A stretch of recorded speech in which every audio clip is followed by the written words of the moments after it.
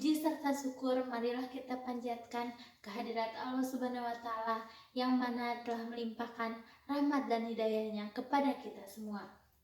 Sholawat beserta salam semoga tercurah limpahkan kepada Habibi tertinggi, baginda tercinta, yakni Kanjeng Nabi Muhammad SAW. Di sini perkenalkan, nama saya Dewi Yuliani dari Pendidikan Guru Sekolah Dasar Universitas Muhammadiyah Tasikmalaya. Di Indonesia akhir-akhir ini mengalami kelonjakan yang sangat tinggi pada kasus bullying terhadap remaja. Maka dari itu saya, Dewi Yuliani, akan menyampaikan sebuah topik mengenai dampak bullying bagi siswa. Menurut data, pada tahun 2006, Badan Pusat Statistik atau BPS mencatat kasus kekerasan pada anak mencapai 25 juta.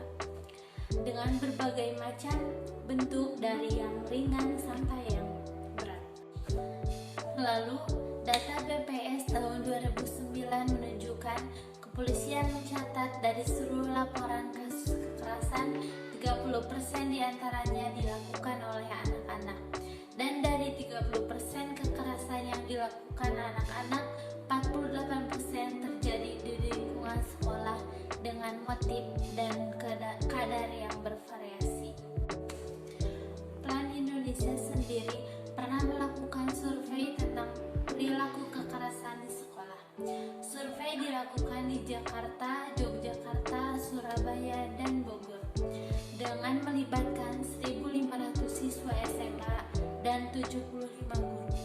Hasilnya 67,9% menganggap terjadi kekerasan di sekolah berupa kekerasan verbal, psikologis, dan fisik.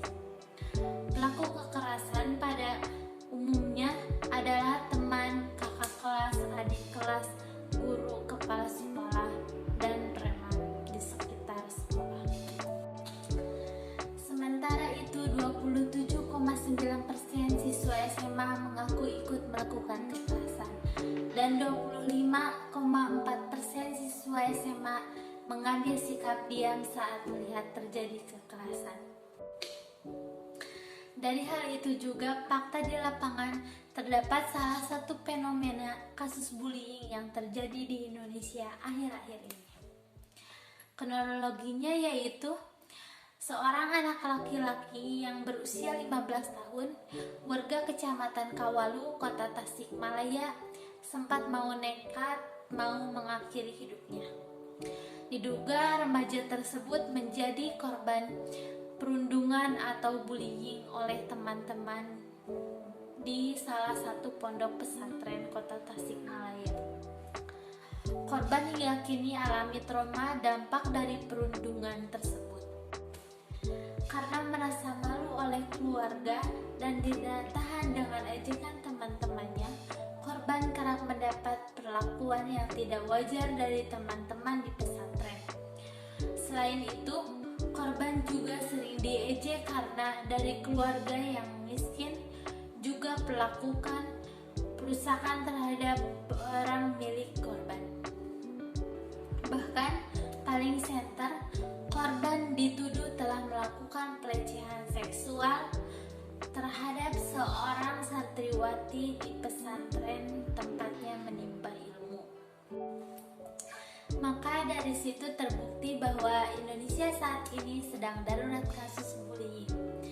Berdasarkan dari data anggota Program for International Student Assessment atau VISA, Indonesia merupakan negara tertinggi kelima sebagai negara yang paling banyak murid mengalami perundungan. Dengan jumlah korban sebanyak 41% dalam kurun waktu 10 tahun terakhir, dari tahun 2013 hingga 2023 terdapat 46,943 pengaduan kekerasan terhadap anak dan sekitar 45% adalah pengaduan kasus bullying. Jadi, penyebab dari bullying itu dikarenakan dari beberapa faktor, yaitu kontrol diri rendah, faktor keluarga, faktor teman sebaya, dan juga faktor sekolah. karena kurangnya pengawasan, kebijakan disiplin yang tidak efektif, kurangnya kesadaran diri atau pendidikan tentang intimidasi dapat berkontribusi pada masalah tersebut. Dan dampak bagi Indonesia sendiri, terjadi penurunan moral di kalangan masyarakat.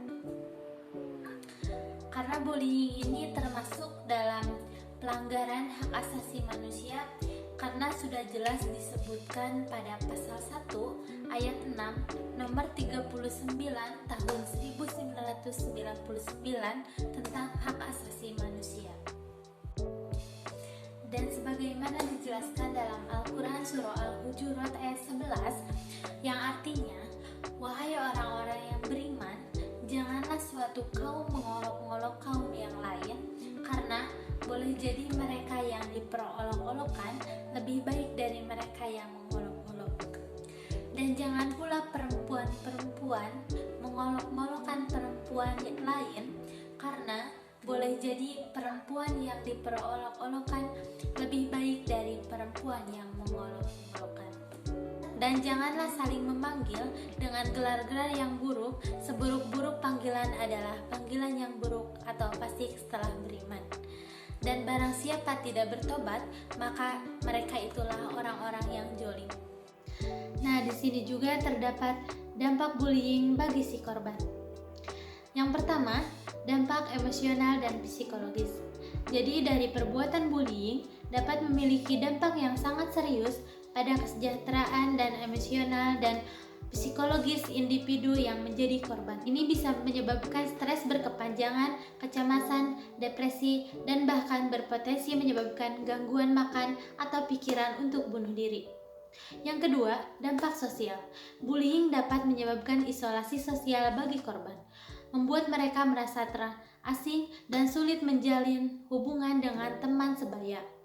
Hal ini dapat menyebabkan perasaan kesepian, merugikan perkembangan sosial mereka, dan mempengaruhi kehidupan sosial jangka panjang. Yang ketiga, rendahnya diri. Korban bullying seringkali mengalami penurunan harga diri dan kepercayaan diri. Perbuatan bullying dapat menghancurkan citra diri mereka, membuat mereka merasa tidak berharga dan tidak mampu melakukan sesuatu secara baik. Keempat, siklus bullying berkelanjutan, yaitu para pelaku bullying yang tidak disadari konsekuensi dari perbuatannya mungkin terus melakukan tindakan tersebut. Hal ini dapat membentuk siklus bullying yang berkelanjutan di mana pelaku bullying kemudian menjadi korban bully atau terus melakukan tindakan tersebut. Nah, jadi solusi yang bisa dilakukan untuk mengurangi kasus bullying tersebut itu yang pertama, peningkatan kesadaran, mengadakan program pendidikan dan sosialisasi tentang bullying di pondok pesantren atau di sekolah. Nah, yang kedua, membangun lingkungan yang aman, yaitu menciptakan lingkungan yang aman dan inklusif di pondok pesantren atau di sekolah dengan menggalang kerjasama antara pengurus, guru, dan santri. Yang ketiga, pelatihan guru dan karyawan, yaitu memberikan pelatihan kepada guru dan karyawan tentang deteksi dini bullying, penanganan kasus, dan dukungan emosional bagi korban. Nah, yang keempat, peran orang tua, yaitu mendorong peran aktif orang tua dalam melindungi anak-anak mereka dari bullying, mendukung mereka dan melaporkan kasus bullying yang terjadi. Nah, yang kelima, penguatan sistem dukungan, yaitu membangun sistem dukungan yang kuat di sekolah dan pesantren, termasuk melibatkan konselor dan psikolog untuk membantu korban dan pelaku. Dengan tindakan ini, kita dapat mencegah kasus perundungan serupa di masa yang akan mendatang dan memberikan perlindungan serta lingkungan yang aman bagi semua individu di pondok pesantren atau di sekolah. Jadi, ayo kita rubah bullying, stop bullying, kejar prestasi bukan sensasi. Sekian Sekian dari saya, mohon maaf apabila ada kesalahan dan kekurangan. Billahi fisabilillah, fastabiqul khairat. Wassalamualaikum warahmatullahi wabarakatuh.